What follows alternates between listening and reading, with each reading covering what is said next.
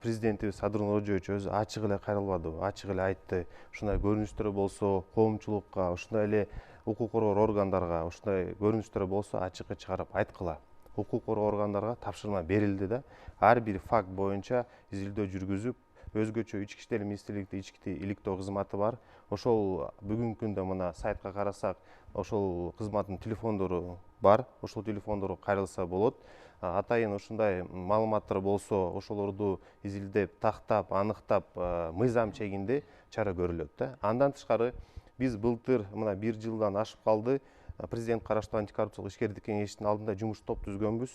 Өзүңөр белгилүү болгондой 7 декабрда президент жарлыгы чыккан Кыргыз Республикасынын жол кыймылы коопсуздук камсыз кылуу боюнча кечиктирилгис чаралар жөнүндө. Ошол чаралар жөнүндө биз көзөмөлгө алып, өзүбүздүн абдан чоң жумуш топ түзүп 1 жыл ичинде анализ жүргүздүк да. Мына авто мектептер боюнча сөз болуп кетти.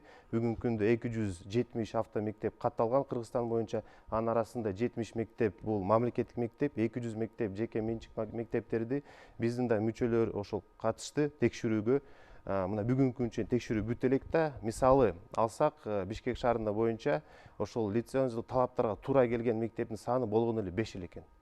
Мисалы туура эле да. Бардык шарттарга, талаптарга жооп берген. Мына Талант байке туптуура айтты. Бүгүнкү күндө бул жерде өзгөчө башкача трансформация болуп, өзгөртүү керек да. Мисалы мектептер мурун билим берүү министрликте лицензияны алчу, көзөмөл жок болчу.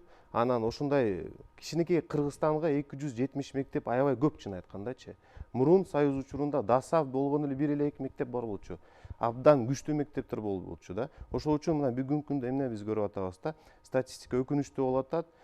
Мисалы 3 жылдын ичинде 2300 адам каза болуптур да, жол кырсыктарынын кесебинен. 21700 адам айып болуп калыптыр да.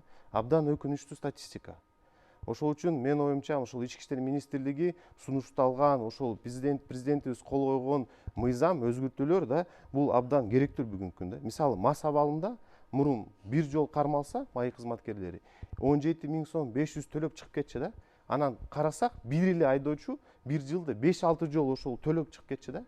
1 жылда 5-6 жол акчасы бар. Спирт ичимди ичип алат, рулга отурат, айдайт, жол эрежени бузат, кармалат да. Анан канча адамдар каза болду ошону кесептен.